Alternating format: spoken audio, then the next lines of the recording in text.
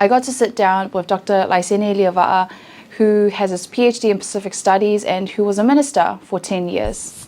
Talofa lava, Dr. Laisene Liava'a, thank you and welcome to the show.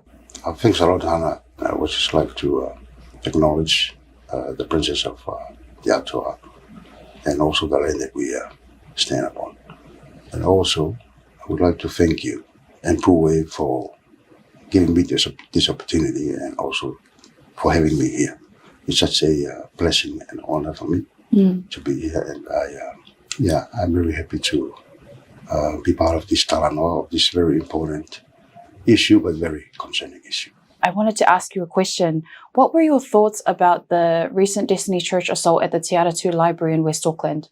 For me personally, after reading some of the news and watching a number of videos about the incident, it's very sad and concerning.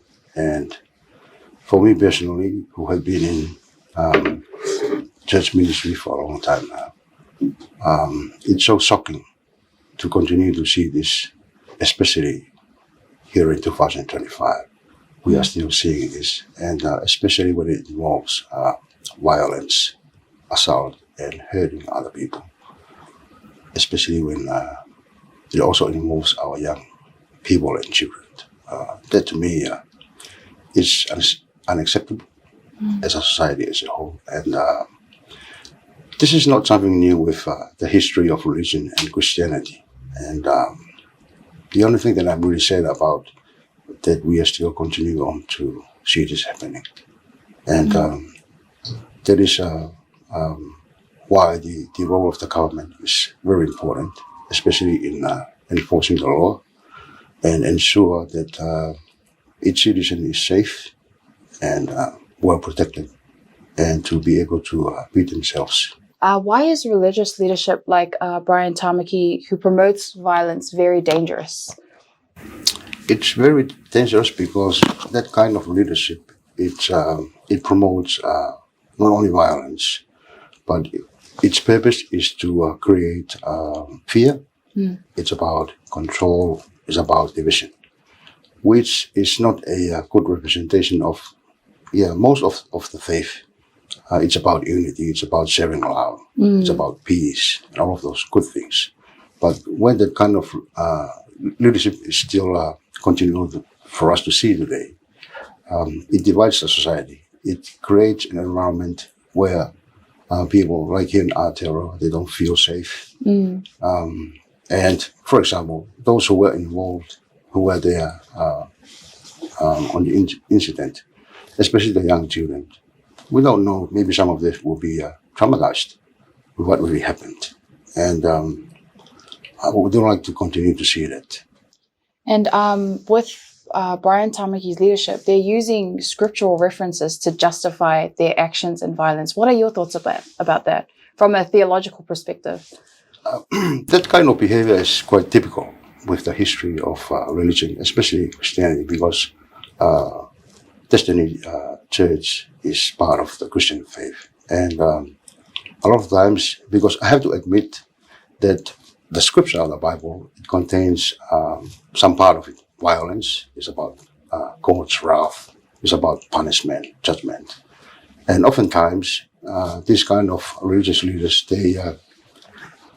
they either exploit or manipulate the text and use those violent biblical reference to justify whatever agenda they're having. And for this church, as an example, it shows they were, although protest, it's a normal part of living in society, but it was more like a tool for them to show their real agenda, which is to instill violence and assault and disrupt the community.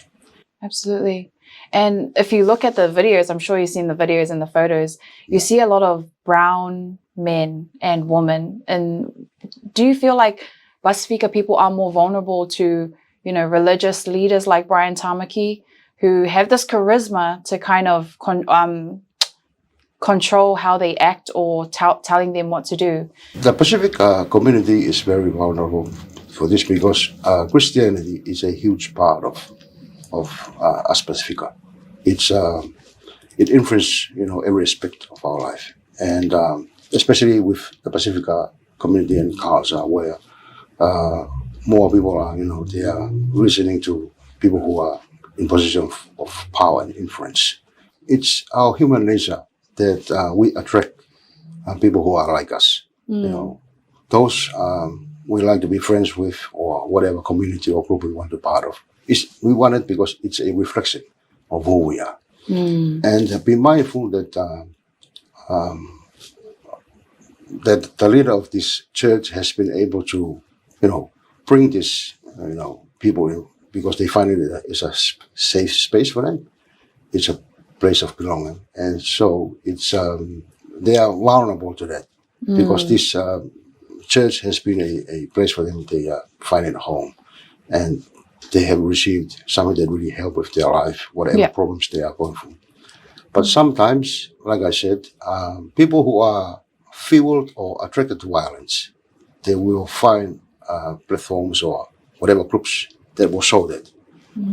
But for me, in my experience working with people in church ministry, a lot of times it has to do with a lot of they need a lot of inner healing within themselves. They have been through a lot, and perhaps some of them were traumatized with violence, whatever, domestic violence, or growing up with other parents or whatever. And these people, they find churches or group like that very attractive, where they can express themselves. It's a way of pouring out whatever struggles they are going through. So for those who are, they have the desire to be violent, to be a Christian. They're going to be more vulnerable to this kind of group. They find it as a good embodiment of who they want to be or who they are. Yeah. And this event has sparked a lot of conversation within the Pacifica community as well. And there are actually many people who agree with what happened, and they feel that it's, justified using scripture, that they should do it. What's your advice to people who justify violence in the name of Jesus? Yeah, in my experience in church ministry, and I'm not just talking about one church denomination. I've been around with various denominations and some, other non-Christian faith.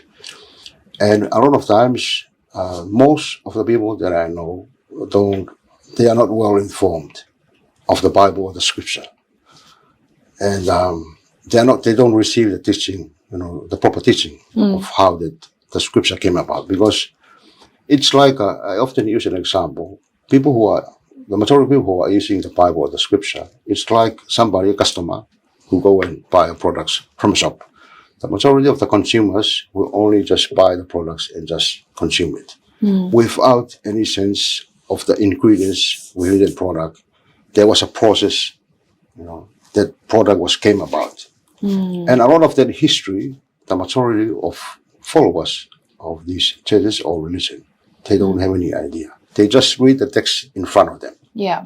Without knowing the context.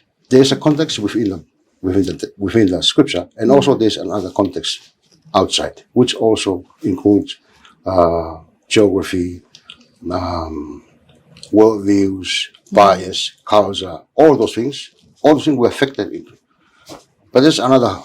It will take years to unpack that, and a lot of times they misinterpret those scriptures to justify violence. You just go to that reference.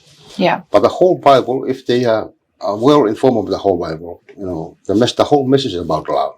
It's about forgiveness. Yes. It's about peace. But like I said, some people, they just go and pick and choose because that is part of our humanism. We are very selective, and we just go and pick and choose which part of the Bible they justify whatever political or whatever agenda that we have.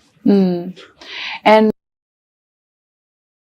if we are talking about a Christian faith, and Jesus is the center of the Christian faith, this is one of the things that not a lot of Christians are not well taught about or aware of.